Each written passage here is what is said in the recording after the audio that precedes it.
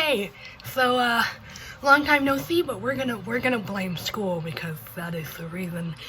I've never done a reaction video before, but here we go.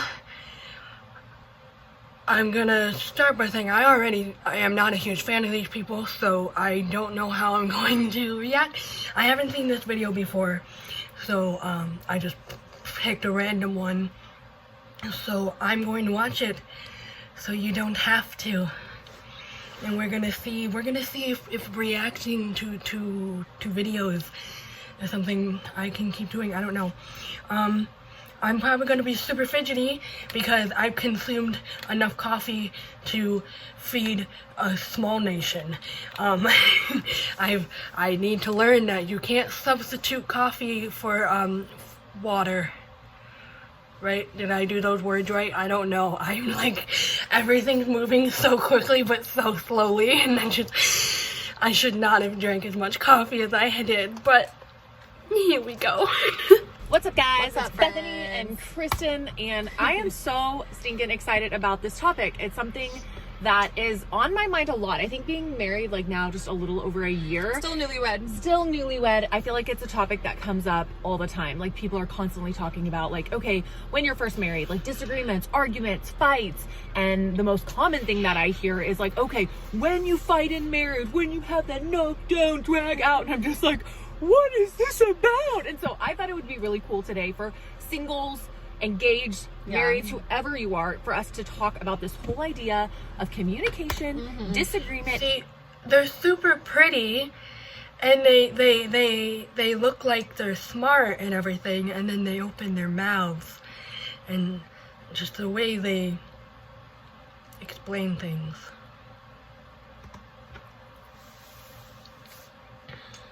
Should we fight? Should we get going, or is there a better way? Yeah. I'm very passionate. Well, it's such a good topic, and I think we can all safely assume that you will have conflict when you get married. Like, that's a given. It's not a question of, well, if you ever disagree on anything, or if you ever, have expectations that aren't met, or if one of you ever gets mad, or, if you don't see eye to eye on something, it's like, that's gonna happen. That is 100% a given, because we're sinners. Yeah. Bottom line, we're sinners, right? And so as sinners, we look out for ourselves first and foremost. We tend to look out for our own needs, our own interests. We elevate our opinions, our thoughts, Heaven forbid we care about our well-being and how us as an individual is doing and how we feel, and sometimes you need to put yourself first.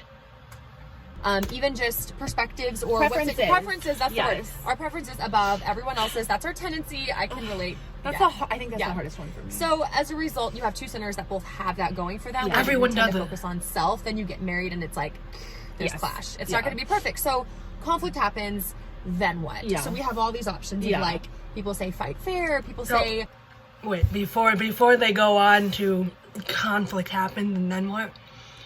What should happen is usually two individuals, they're aware of their differences when they decide to get married, and if you are a mature adult, as you should be when you get married, you will sit down and talk about these differences and work them out and find a level ground that you can both agree on, or give and take a little bit. Like, okay, I'll step back on doing this if so you can do a little bit more of this if you step back on doing this, and let me do talk it out and come to an agreement, and make sure that both parties of the relationship's needs are being met, but both parties, so their needs are being met, but then they're also being satisfied in the relationship and happy and healthy. Let's see what these two lovely girls have to say. They have different methods of fighting, or like conflict resolution. I feel like it's mostly referred to as fighting, and I'm not the biggest fan of that, because fighting to me comes across as like, okay, it's gonna be a fight, like who's gonna win, or like fighting fair. I've never heard that term used anywhere else in life in a positive way, and I don't really see it in the Bible. So I love this idea of like more communication and what the Bible says about communication.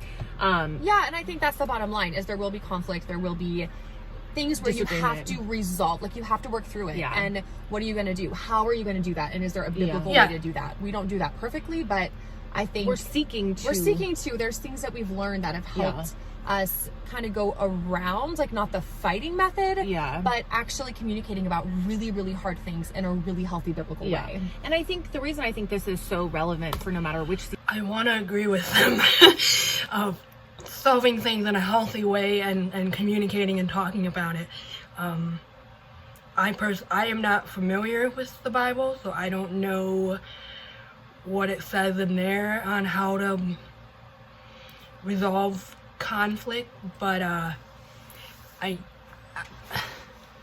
okay. season you're in is because we are all kind of given, in a sense, in life, tools that are in our tool belt. So Season. depending on the family that we grew up in, we may have seen parents who they really did fight. They yelled a lot. They communicated in very unhealthy, unbiblical ways. And we may go into marriage thinking like, okay, that's all I know, or I don't want that, so I'm going to try to do something else. Or maybe we had a really healthy view of communication from what we saw. So no matter where we're coming, you know, into marriage from, or how we're interacting in relationships, we're all coming with a set of like, this is what I know. This is all I have. This is how I communicate. And so the goal isn't to just stay there no matter what season you're in. It's to hopefully put better, more biblical tools in your tool belt. Okay, I agree with that, but not from a biblical standpoint, more of a psychological standpoint, because that's true. Because you watch how your parents interact, how your family interact, how your friends interact with their parents, and growing up, and that's where you gather your tools on how you're going to interact further in your life. And so you get all of that stuff. So okay, so mom and dad solve their problems by doing this, and then if it was a healthy way, then usually kids will, when they grow up, they'll mimic those ways. If it was an unhealthy way, or maybe like kind of in the middle, usually those kids, they will either just mimic again what their parents are doing, which can start a cycle. And that's why sometimes for generations families have like the same problem, or they can go the other route and like I don't remember her name, the girl in the gray sweater, go the other way, and you will be like, okay, well, I know this is what I don't want to do, so I'm going to do this, and you use a different method. I agree with that. And I don't know what the Bible says about it, but I understand that they are a religious channel, but I don't understand why everything has to be tied back to the Bible. Why can't you just be your own individual human? Okay, but and you can do that at any season. You can learn and grow and actually improve in this area. It doesn't have to be just one way. You know? And the way you've seen it done doesn't have to be the way it has to continue. What does she mean by seasons? Like seasons, like fall, winter, spring, summer, or what does she mean by seasons? To be done. Exactly. So even if you've never seen a healthy form of communication, whether you're single or married, you don't have to continue that pattern with God's help working in us. The Holy Spirit changing us as we learn truth, as we learn how to communicate and resolve conflict biblically, graciously, in a more selfless way, then we can set a new pattern as we walk into our future relationships. And that's so exciting. So hope-filled. Like, yeah, it doesn't have to be that way. A few things. So we have some great verses to share with you, but I want to share two things that have been super helpful for Dave and I, and things that we are trying to do. Oh, I like it. And they're hard, and I've talked about these before, but there are two things that I think really change the way that I view disagreement, conflict, and it's forgiving quick and believing the best. And forgiving quick in not holding the little things like, I can't believe he said that, and then building it up, being like, you know, I am going to believe the best and forgive this small thing that I feel like offended me or wasn't my preference. So just having that mindset, and some really godly married people had shared that with me, and I admired their marriage, and they're saying, you know, we just choose to forgive quick. We don't hold on to things for a long time. And then believing the best. So easy to believe the worst of the other person, their motives, they're probably for sure out to get me. Oh, they don't understand me, instead of being like, I like that. I do like that, like letting the little things slide and stuff. But at the same time, if it's something that's continuously coming up in your relationship that is causing an issue, then it's something that the two of you need to sit down and work through and come to an agreement about. But I do like that forgive quick and believe in the best. I do like that. I'm going to choose to believe the best in this person. So me trying to implement those two strategies has been really helpful. Forgiving quick, believing the best. Yeah. It's something that I have to actively work on and pray for because it doesn't come naturally. Ooh, yeah, The I think opposite does.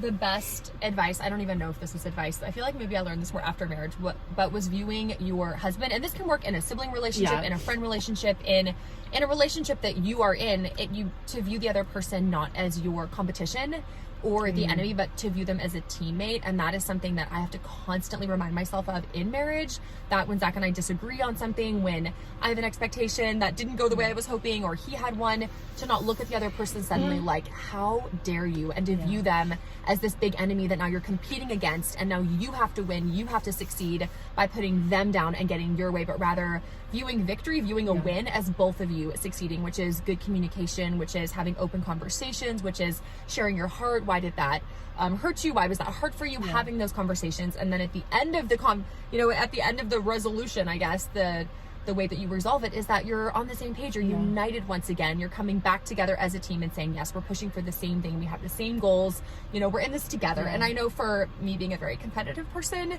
and a very sinful person, like I have to remind myself of that all the time. Like Zach is my teammate, we have the same goals, we have the same vision, so I have to pray, like, God, help me not fight against him in this moment when I feel really emotional, when I want to be 100% led by my emotions and not led by truth, not led by grace, not led by the Holy Spirit. I have to pray and say, God, help me to view him as my teammate, and let's pull together in this. Well, and something you mentioned that I just want to say really quick, and then we can talk about these verses, is preferences, because there may be a time, like I know for Dave and I, we don't always land at the same place. Like we're not like, yes, 100% kisses all around. Like we agree. And I have to remember, like, he has different preferences than me, and I have different preferences than him. So as we're communicating and I realize, wow, he has a different preference, am I so like, it has to be my way and that's like a win? Or can I be like, wow, giving up my, I guess, like, right to have my preference done, like I can serve him and love him in that way, and he does the same for me. So when two people are willing to give up their preferences, it's not the law, something that's not like necessarily biblical, it's like, it's kind of a gray area and you have different opinions. I feel like Okay, I was going to say how I agree with the teammate thing, knowing that you both have different views, and so you're gonna have to try and, like, as I mentioned earlier, like, find equal ground, and like work through, and like you're not against each other, your end goal is relatively the same, like with the relationship is being happy together. I just, some of the stuff they say kind of freaks me out, like the serve him thing. Why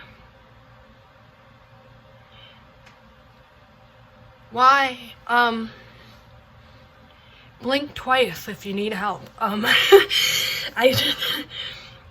Just some of that stuff makes me uncomfortable. Like I understand the whole God thing, having someone to guide you and to use the Bible to guide you and stuff, but I think the Bible was written a very, very long time ago, and I think some of the stuff doesn't quite apply anymore. Just that stuff kind of makes me uncomfortable. Just the whole, like, serving you kind of thing, like serving your husband.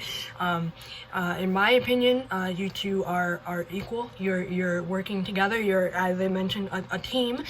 So okay. Yeah. that can be really helpful, being willing to give that up. And that's in any relationship, right? Any friendship that's thriving, a marriage that's thriving, any sibling relationship that's thriving, parent-child relationship, it works when you are viewing the other person in a way where you say, how can I serve them? How can I love them? And if they're doing the same for you, that is a beautiful relationship. Yeah. And rather than waiting for the other person to lead in that, we can take steps to lead in that and to be that example. Yeah, exactly. So what does the Bible actually say about communication? Now this is... Again, I agree with most of what they're saying. It's just the way they're saying it is making me uncomfortable. And serve them, like, you know, whatever relationship, like they mentioned, friendship, romantic relationship, family relationship. Just it's the serving them thing is what's throwing me off. But I do agree that you should try to benefit and to help and be the best you can for that other person as much as you can, and then have the other way back. Like they should be also trying to be the best person they can for you, and have that kind of relationship. Yes. And the verses we chose aren't like a step-by-step guide, like 1, do this, 2, do this, which would be really nice because then we can pull it out and be like, we must follow the guide. Yeah, step by step. But this gets more to the heart, actually. Right. And this is the heart of how we should be communicating and what that should be looking like. And I think this should be our prayer. God, help me to communicate in this way. Give me your strength so that I can seek to love those around me. Whether I'm single in a relationship or married, I can love and communicate in this way. One of the first ones that I love is 1 Corinthians 13, the chapter on love, what love really is. And we already know love is a selfless, self-sacrificing kind of love. And true love. That's love is patient, love is kind, it does not envy, it does not boast. And I love that the patience, the kindness, and then later on it says it is not easily angered. It keeps no record of wrongs. So praying that, God, please give me a patient love during this communication. Give me kindness. Help me to not be easily angered. Help me to keep no record of wrongs, not bringing the past into this situation. So that's one I think is a super helpful thing to pray and meditate on and start working on. Yeah. And another verse that I love that's been super convicting to me personally is Romans 12:18. And it basically says, if possible, as much as it depends on you, live at peace with all men.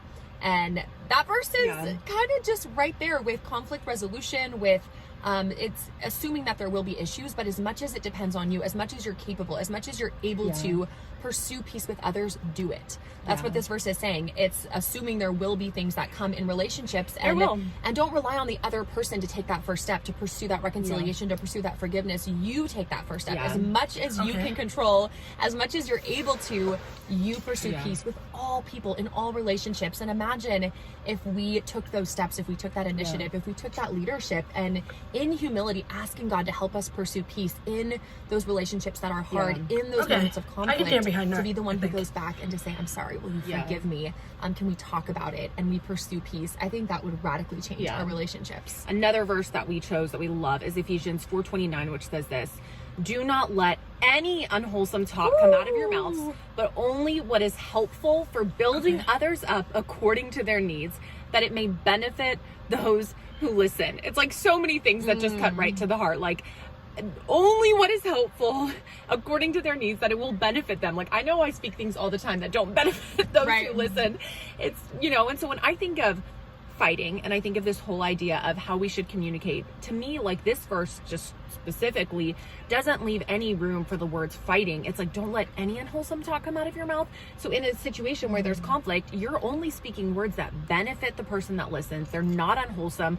Like, that's no name calling. That's not like, you are the worst, you know, whatever. Yeah. It's doesn't like, mean you can't share your mind, share your heart, share your thoughts, but you're doing it in a way that is loving. Yeah, and there's such a big difference. You can communicate one thing in so many different ways, and one way can be very peaceable and loving and kind and compassionate, and the other way can be like, I don't know you, I don't care what you think, like, this is my thought, you know. It's like there are such different ways to communicate the very same thing. So I think that these three sets of verses, 1 Corinthians 13, Romans 12:18, and Ephesians 4:29, are a great place to start in communicating healthy, biblically. No matter your experience, I want to challenge you and the two of us to make that a more like our heart, and to ask God to change us and make that the way we communicate with those around us. And then if you're married, with your husband, because that's your closest person, is probably going to be the hardest, you know? Yes, these are such great verses. So write them down, make them your prayer, and really ask God to open your eyes to maybe relationships currently where you know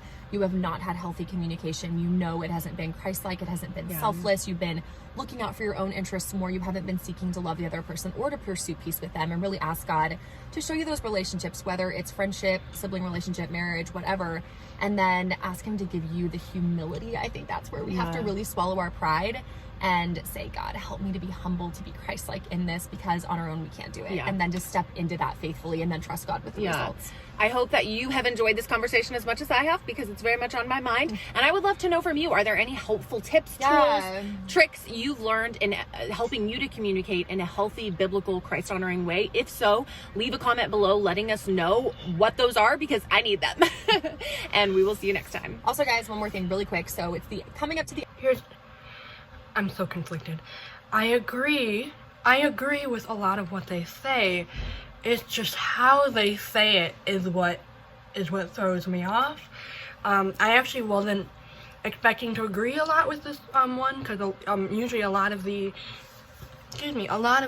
channel, like reaction channels that I watch that react to Girl Defined, I get really riled up and like I don't agree with a lot of what you're saying. This is just, like I said, I just picked a random video. Maybe I'll do a few more. But yes, thank you so much for watching. If you like this, let me know, because I think I'm gonna do a few more, just to try it out, see if I like this. I know my channel is a mess. A lot of like advice that people give when people are like making YouTube channels, they're like you should pick one topic and stick to it, like find your niche and stay there. And I'm like, you know what, I can't. I like too many things, and I am too lazy to make more than one channel, so I'm just gonna put it all in one channel. Yeah, so if you had anything that you wanted to add to what they were saying, comment them below, as well as you have any recommendations for what you want me to, what videos you want to see from me, comment them below. Thank you so much for watching, and I hope you have a lovely day.